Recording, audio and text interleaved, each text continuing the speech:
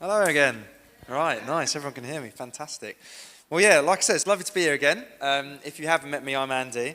And just going to be speaking from Matthew 7 today.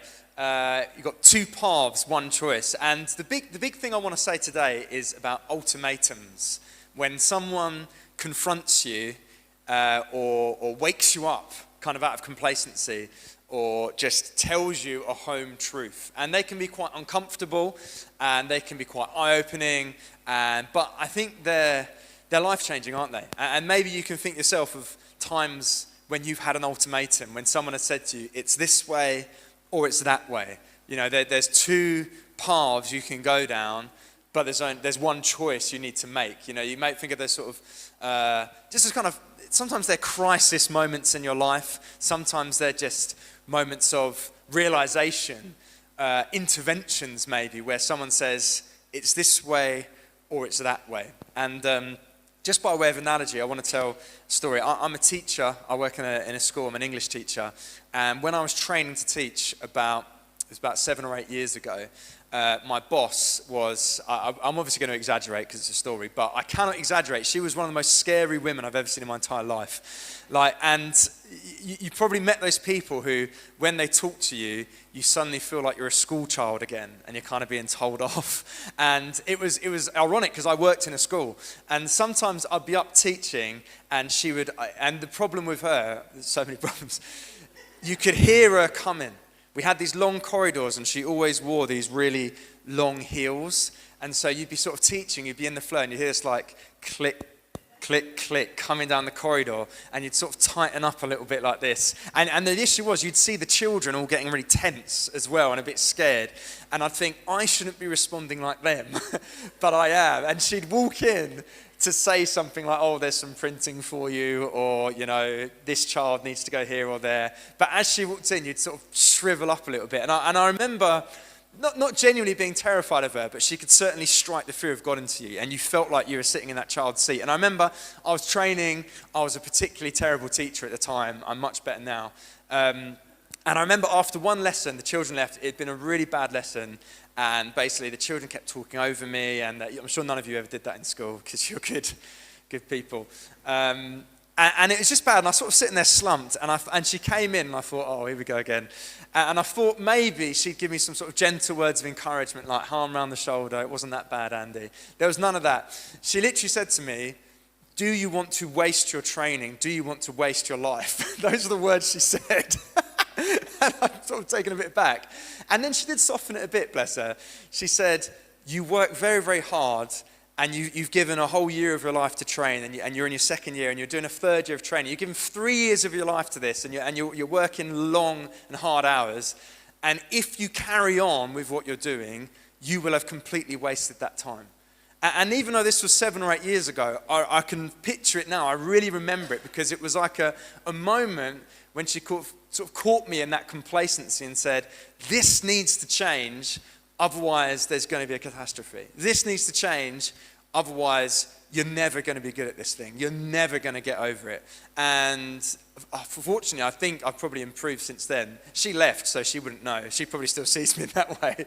But it was a proper ultimatum for me. And you've probably had these experiences yourself where someone has just honestly, clear-eyed, not even called you out, but just said, this is the way it is. And I genuinely think she was my best ever manager. Yeah, I've had so many managers, and I've enjoyed working under so many other people, but I was never as good a teacher, and I never improved as much as when I was under her. Probably because I was literally scared for my life half the time I was there, but she knew how to get things done, this woman. I've had other ultimatums. Like you might have had an ultimatum at a hospital. You know, maybe you go in for a routine check, and they find something. They say, stop what you're doing, sit down. If we don't give you this medication, the worst thing could happen. Or if you don't stop smoking or eating or whatever it might be, if you don't stop this, things will be in dire consequences. And these ultimatums, they can be uncomfortable, and they can point out areas of our life that we'd rather ignore. But genuinely, if we can respond to them in the right way, they can be the very best thing for us. You know, they kind of offer us these catastrophic consequences, but a chance at life and a chance at improving, a chance at changing. And again, I remember one more. So the whole sermon won't be stories. We will get to text at some point. But I remember my wife was very sick once. She had a stroke. It's crazy. She had a stroke in her 20s. Really, really uncommon. And we didn't know what happened because I don't expect people in their 20s to have a stroke. And we're at the hospital, and I was out eating. Obviously, I was by her bedside 24/7, but for 1 hour, I went to Nando's because it's down the road. And I was at Nando's with one of her friends, and we were just eating, and we were sort of, trying not to think about it. And I got a phone call, and it was the hospital, and they said, "You need to come back right now. We need to do surgery on your wife in the next, hour. We need you to sign the disclaimer." And I remember going back to the hospital and thinking, oh my gosh. And if you've seen these hospital disclaimers, they're terrible because you don't want to be sued, do they? Even if you're getting a tooth out, they'll be like, you could die. Please sign here. Don't sue us. But I remember at the time, the doctor saying to me, you need to decide whether we do this surgery on your wife because she can't decide.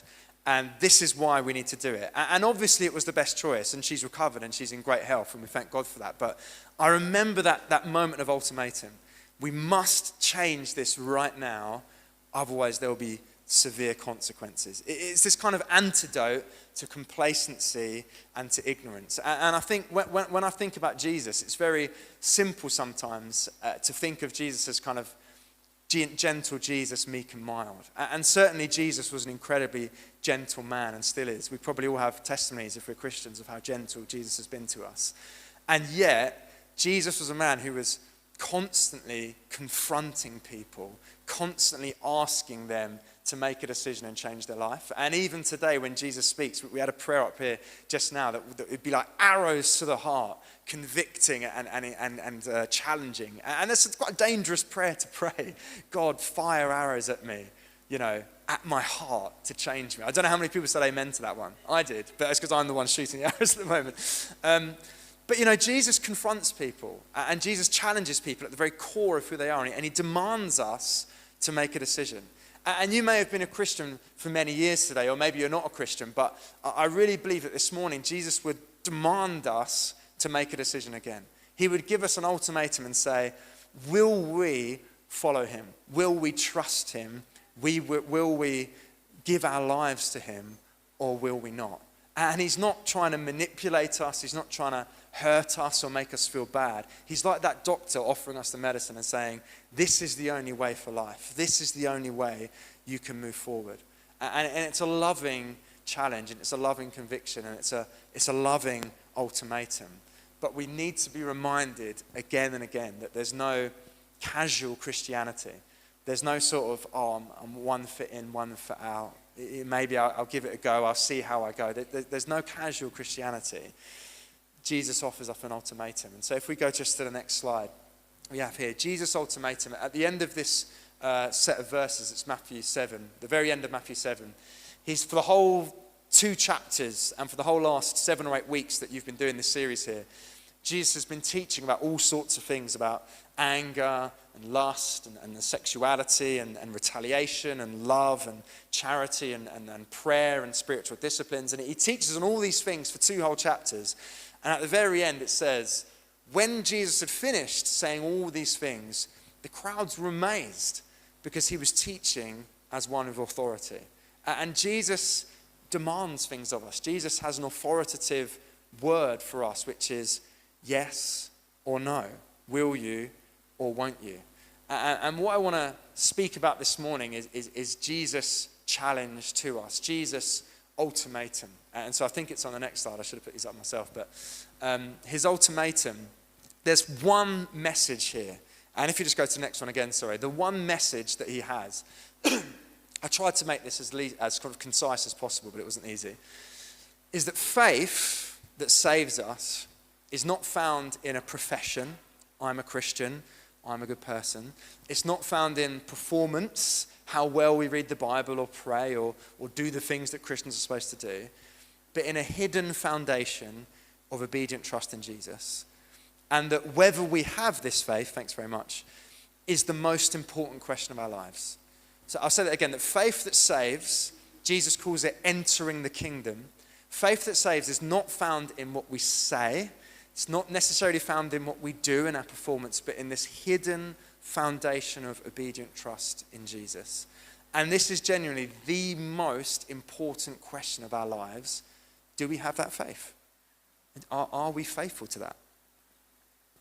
And probably many of us in this room would answer that question, yes. And I'm not here to sort of shake the foundations or rattle the cage and have you questioning, am I a Christian? But it's to give a clear-eyed response to that and say, do I have that faith? And what Jesus does, if you go back a slide, I'm all over the place here, is he tells these four, he almost like gives us four stories or four parables or four metaphors that all tell the same message. And that message is, do you have that hidden faith? Do you have that secret trust? And he talks here about the narrow gate and the wide gate. He talks about the good trees and the bad trees. He talks about people who say, Lord, I've done all these amazing things for you. And he talks about houses with two different foundations. But all of these are centering and are kind of thrusting towards the same message, which is, do we have that simple faith? Do we have that secret faith? And just as a note, because I am an English teacher, so I love talking about the literature aspect of the Bible. When we read the Gospels, this is how Jesus teaches all the time. You probably know the stories of the woman who finds the lost coin and rejoices, or the man who finds his lost sheep and carries it back, or the prodigal son, the lost son who comes back. And what Jesus does is he teaches with 3 or 4 different parables or 3 or 4 different metaphors, all homing in on the big message. And what we need to do as people who listen to Jesus and read the Bible is we need to be people who say, how do I grasp this core message? How do I respond to this core message?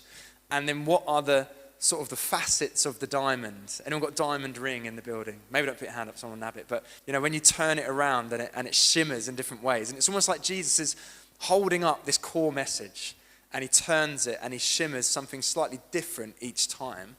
And so what I want to do with our time this morning basically is look at how there's this one cohesive message that Jesus has. Do you have that secret faith? Do you have that hidden faith? Do you have that obedient trust? And each one of these 4 parables gives us a different angle on that, gives us a different take on that. So the first one is the narrow gate. And Jesus says here, he says, enter into the kingdom, he's talking about. Become a Christian, receive Jesus. Enter by the narrow gate. For the gate is wide and easy that leads to destruction, and those who enter by it are many. There's loads of them. But the gate is narrow and the way is hard, and those who find it are few. And the first thing Jesus says is ask us, have we entered the kingdom, and have we entered by a narrow gate?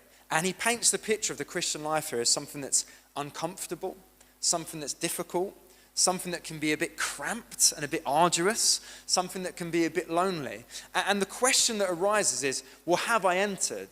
And the question I'd ask you today is to reflect on your life and say, how much of my Christianity, how much of my walk with God is uncomfortable for me? And how much is comfortable? And again, this isn't to say that as Christians we need to be masochists. We don't need to be searching for the most uncomfortable place to go and the worst thing to do. But if we are truly Christians, if we've entered by the narrow gate, there will be moments of discomfort and there will be moments of challenge. I always think about Paul when he speaks to people in Ephesians and he says, I want you to be loving, kind, patient, self-controlled, and he lists all these things. And essentially what he's saying is, all these things are going to be tested. And in church, you're going to need to love people who aren't very lovable. In your life, you may find people who don't deserve your forgiveness, and you might need to forgive them. You may find people who you want to snap at, and you need to be gentle with them. You may find people that you don't want to be kind to, but you need to slow down and be kind to them. You may find people who want to test your patience. And my question is, if you are a Christian, if you are walking the Christian life, how much are you squeezing through a narrow gate? Do you feel sometimes like, God is asking me to forgive this person. God is asking me to love this person. God is asking me to give this money away. God is asking me to discipline myself in this area, and it's uncomfortable, but I'm going to do it. Because we've just had 6 or 7 weeks or 2 chapters worth of teaching all about the difficult things that God's asked of us, the hard things he asks us to do. He says, if you're angry at someone, well, you're in danger of the fires of hell. If you look at someone lustfully, well, you've committed adultery. And these are hard teachings, but these are the nature of Christianity. These are the heart of Christianity. And so the first thing he says is you've got to go through the narrow gate. And notice it's a binary choice. There's no, there's a narrow gate for the really good Christians, and there's a broad gate for people who aren't Christians, and there's kind of a middle gate which is a little bit narrow, which will also get you into the kingdom another way. No, there's a binary choice here, and we see in all these parables that there's this binary, this way or that way. Are you going to enter into life, or are you going to enter into death? Are you going to carry on the way we're going in complacency or in sleepfulness, or are we going to come somewhere new and change? And he goes on, there's this binary choice. The second thing he talks about is the bad trees and the good trees. If you go to the next slide, the bad sheep and the good sheep. Oh no, my sheep is too big. I'm so sorry. It's not a sheep. He says, beware of false prophets who come to you in sheep's clothing, but inwardly they're ravenous wolves. You'll recognize them by your fruits. And he says, are grapes gathered from thorn bushes, or are figs gathered from thorn bushes? No. So every healthy tree bears good fruit, but the diseased tree can only bear bad fruit. Every tree that doesn't bear good fruit is cut down and thrown into the fire. Notice those catastrophic consequences that Jesus talks about. Cut down, thrown into the fire. And we all know that feeling probably. At least you do if you're a healthy eater. When you pick up like a tomato or an apple or something and you just bite down and you realize if only I'd have turned it around, it was like completely horrible on the other side. And you know that genuine disgust that fills your mouth when you're expecting it to be firm and crunchy and it just kind of disintegrates. And Jesus is talking about here, he's like, you know what bad fruit is? You know what bad stuff off the tree is? And he says, if there's bad stuff off the tree's bad. If there's good stuff off the tree's good. But the point Jesus is making is, it's imperceptible sometimes. It's hard to see. It's not obvious from the outside. I couldn't look at a tree and immediately say, well, all the fruit's going to be bad there. I'd have to come up close. I'd have to hopefully not bite it, but look at it closely. I'd have to examine it. And again, he says there'll be wolves in sheep's clothing. Again, that outwardly they look like sheep, but inwardly there's an anti-sheep. Wolves are anti-sheep, if you didn't know. There's something ravenous, something deadly there. And so there's this idea here that Jesus is talking about that something can be deceptive or something can be hidden. And actually, we need to ask ourselves, what's my fruit? Am I actually looking like I'm part of the apple tree, looking like I'm part of the healthy tree of this church or of this community or whatever it might be? But actually, when I look at the fruit of my life, when I look at my actions, when I look at, the things I do and the things I feel and the things I think, that actually maybe there's some rottenness there. That actually, have I just gone along with everyone else's Christianity and I've never had that experience of myself of entering into life? And again, I said I'm an English teacher. I love the literature angle here. And Matthew, he's at pains during this whole first 7 or 8 chapters of his book to really show that Jesus is just like Israel. So I'm not going to show you the whole thing, but it's fascinating. If you're into literature, your eyes are going to light up. If not, don't ignore the next 2 minutes, but enjoy it. But at the very start of Matthew, Jesus is born, but he has no father. He's miraculously born, and his father is God, just like Adam. Yeah, and then after that, Jesus is carried off to Egypt, and Matthew quotes, I think it's Hosea, and he says, "Out of Egypt I called my son," just like the people of Israel who were taken to Egypt in slavery. And then after that, Jesus grows up and Jesus goes through the waters of baptism, just like the people of Israel went through the waters of the Jordan. And then straight after that, Jesus spends 40 days in a desert, not eating and being tested by the devil, just in the same way that the people of Israel, after they went through the waters, they spent 40 years in the wilderness, being tested and being tried and hungering. And then straight after that, Jesus climbs a mountain to teach for 2 chapters. Just in the same way that at the end of those 40 years, Moses came again to the mountain and reinstituted the law and told the law. And in the same way, what Matthew is doing is he's saying, look at how Jesus is doing everything that God's people did in the Old Testament. Just where they failed, so Jesus succeeds. Just where they were tested and fell short, so Jesus succeeds. And this brings kind of a later point to this, because at the very end of the first 5 books of the Bible, the Pentateuch, when Moses is just about to die and he's come back to the mountain to tell the people the law, he says to them, choose this day who you will serve. And he says you've got life on one side and you've got death on the other side, and you need to choose. And in the same way, Jesus, after his much teaching on the mountain, he comes down and they say he teaches with authority. He's given us this ultimatum. And actually, if we go to the New Testament, Paul talks about all those Israelites who went through the 40 years in the desert and saw God on the mountain and received the law. And Paul says all of them went through the waters. All of them went through the desert. All of them ate the manna. All of them experienced God and saw God and knew God in a way. But Paul says, but actually, their life is a warning to us because not one of them entered the promised land. Not one of them were truly entering by the narrow gate. Not one of them actually knew God for who he was. And Paul says this as a warning to us, and I think Matthew is doing the same thing here. It's a warning to us. It's saying we might go to church, we might know our Bible, we might do a 30-day shred and read the whole Bible. That blew my mind. I thought I liked the Bible. I should try that. But if we could do all those things, we could pray, we could be living life like a Christian, we could be looking like a Christian on the outside, just like that fruit looks nice before we put it in our mouth. But Matthew says and Paul says and Jesus says, actually, we need to check, am I actually involved in this?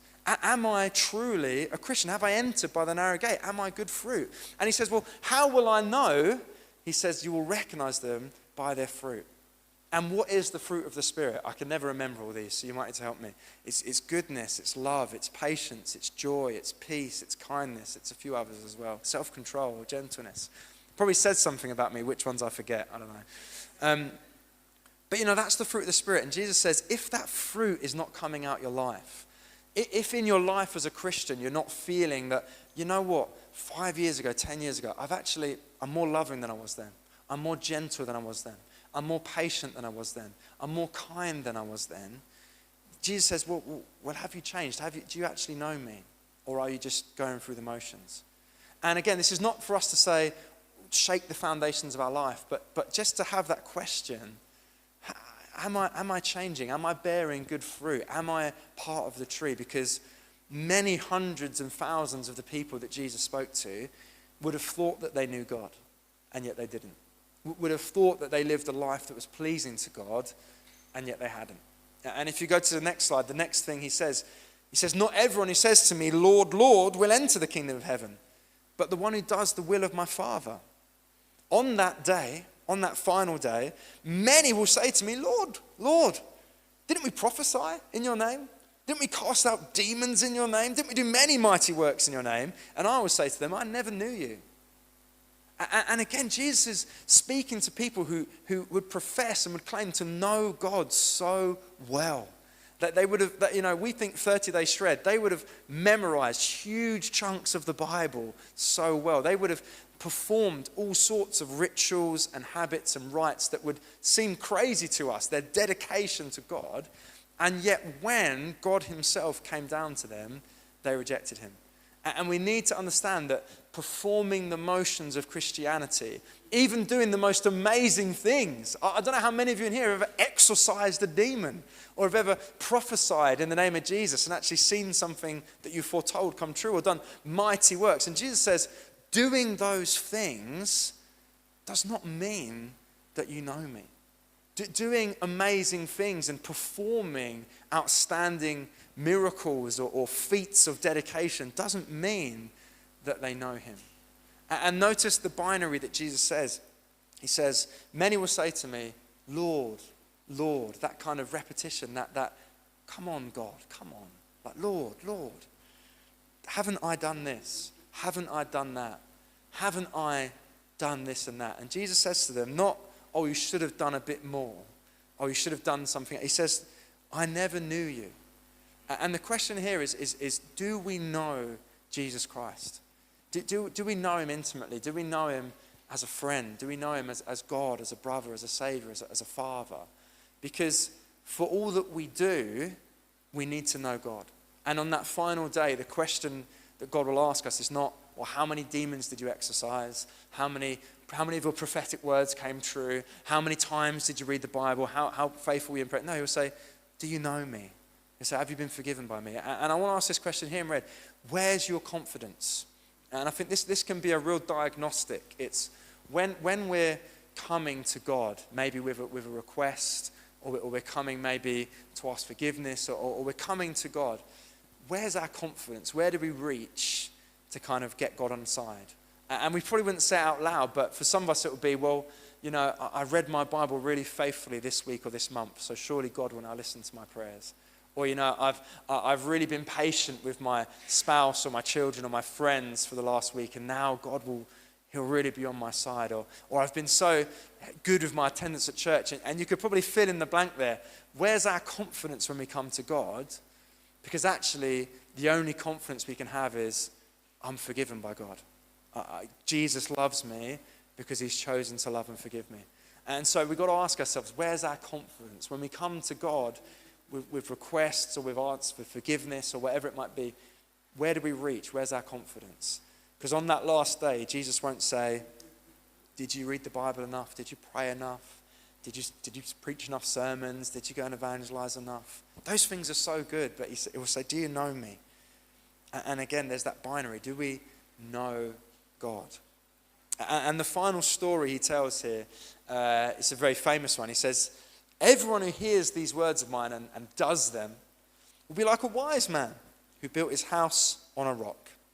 The rain fell, the floods came, the winds blew and they beat that house, but it didn't fall because it was founded on the rock. And everyone who hears these words of mine and doesn't do them is like a foolish man who built his house on sand. The rain fell, the floods came, the winds blew and they beat against that house and it fell, and great was the fall of it. And again, notice how the foundations of the house, they're completely unseen.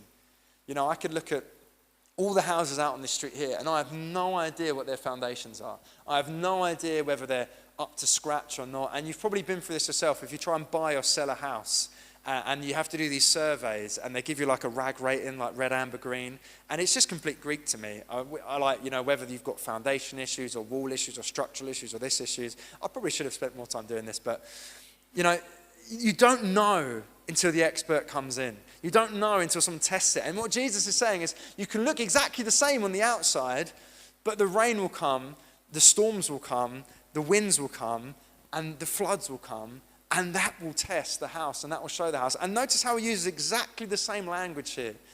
The wise man who built the house on the rock, it says the rain fell, the floods came, the winds blew and beat. And the foolish man who built his house on the sand, the rain fell, the floods came, the winds blew and beat. And again, we might think, well, I'm a Christian, so maybe my life will be easier, maybe my life will be nicer. No, he says, whatever house you build, whatever you're building on, Jesus' teaching or something else, the same weather will come to your house, the same floods will come to your house, the same danger and peril will come to your house. The question is, will it stand? And in the same way that we can look outside and we can see all the houses looking exactly the same, we can look in this church and we can see all of us saying, oh, we're all performing the same Christian routines. We're all saying the same Christian things, but it's when the storm comes and when the weather comes and the floods come that the foundation of the house is revealed. And if you go to the very last slide, this was just a silly thing I found, but you know, you ever seen this thing? Crazy, man. Like that top picture, if you can see it, the house just looks fine. And then the foundations were just slewing off. And these people, poor people, they lost their house. It's a holiday home, apparently. I read the whole article, so you don't need to feel too bad for them. They have another house. But, you know, the foundations they were building on weren't steady. And genuinely, we need to look at our lives, and we need to maybe assess our lives and say, is that my house? Am I buying a house that is teetering on the edge of poor foundations? Am I buying a house in fair weather and I'm trusting in the things that are fine when the weather's good, but when that bad weather comes, suddenly there's crisis and suddenly my foundations are falling and I've got no firm place to stand on. And so again, trouble, flood, weather will come to all of us. And Jesus says the wise person has built his house on the rock. So what does that mean if you go to that slide again? What does it mean to build a house? Well, notice that Jesus is using very active vocabulary here. He doesn't say people who've believed my words, people who've heard my words, people who've, had a read of my words. It says people who've done my words. And again, notice about the gate. He doesn't say, people who've seen the gate, or people who've been near the gate, or people who know there's a gate. It says people who entered through that gate. And there's an activity and a forcefulness about Jesus' words that we need to be ready to receive here. That Jesus says, go and do something. Go and change something. You can have all the medicine in your cabinet, but until you actually take it, it will not have any effect on you. And so Jesus' words here are, go and do what I have said. And it's funny because I was thinking of how to kind of finish this sermon. And the funny thing is, there's so little that Jesus tells people to do. You can read through Matthew 5 and 6 and 7 and all the things that Jesus has said here. And there's so little that he says to do. And he tells different people to do different things. One man comes to him and says, what must I do? And he says, sell everything you have, give it to the poor and come follow me. And he says that to one person. He says to another person, go and sin no more. Your sins are forgiven. He says to other people different things. And you know what? When Jesus says, you need to hear my words and do them, I don't want to tell you to go and pray more or go and read the Bible more. You should read the Bible more, and we probably should pray more. But that's not what Jesus is saying here. He's saying, what are you building your foundations on? What gate are you entering by? What fruit is coming out of your life? And what was that last one? And do you know Jesus Christ? These aren't activities that you can measure. These aren't performances that you can grade. This is about the heart. It's about, is my life, is my heart directed towards what Jesus is saying, what Jesus is doing? Am I drawn towards what Jesus is doing in my life? When I hear these ultimatums, when I feel these arrows that we spoke about piercing the heart, am I saying, yes, God, that is the life I want to lead? Or am I pushing it to the side? Am I trying to ignore it? Am I pushing it down? And Jesus says there's a reckoning coming. He says, they'll be cut down and thrown in the fire. They'll be turned away. The house will have a great fall. And genuinely, it's not here to create instability in us or to scare us. It's for us to be clear-eyed and to say, there is a terrible tragedy and a terrible catastrophe that can befall us if we don't know the Lord Jesus Christ, if we don't walk in his ways, if we don't follow him and trust him. And that trust might be invisible, like the foundations of a house. It might be small, like the mustard seed that he talks about. It might be unseen, but actually it's, are we building that faithful, obedient trust in Jesus Christ day after day, moment after moment, year after year? And so I want to end by just praying for us, and there's not like a go away and do this now, I'll do this afternoon, but that pray that as we evaluate our life and as we think through our walk with God and whether we have one or not, that we would understand that Jesus offers us amazing riches of life and joy and peace and just the most amazing life we could ask for, the most amazing relationship with him we could ask for, but we've got to walk into it. We've got to take hold of it, and we've got to squeeze through that narrow gate sometimes, else we won't have access to it. So, Father, thank you that you are good enough and kind enough to sometimes give us hard words and to confront us and to say we've got to choose one way or the other. And God, I pray for everyone in this room, God, that we would choose every day to do what's right. We would choose every day to walk in life, to walk after you, God, and that where we fail, as we always do, where we make those wrong choices, God, we wouldn't double down. We wouldn't keep going. We wouldn't ignore and suppress, but we would come to you and say, I just want to choose again the right way. I just want to choose again to receive your forgiveness, to trust in you, to walk with you. And Father, as we reflect on this, God, just give us moment to moment and day by day an understanding of the life that you have for us, a vision of that life and that joy and that peace and the good things that you can offer us. God, that we would be ready and willing to walk in it day by day. Amen.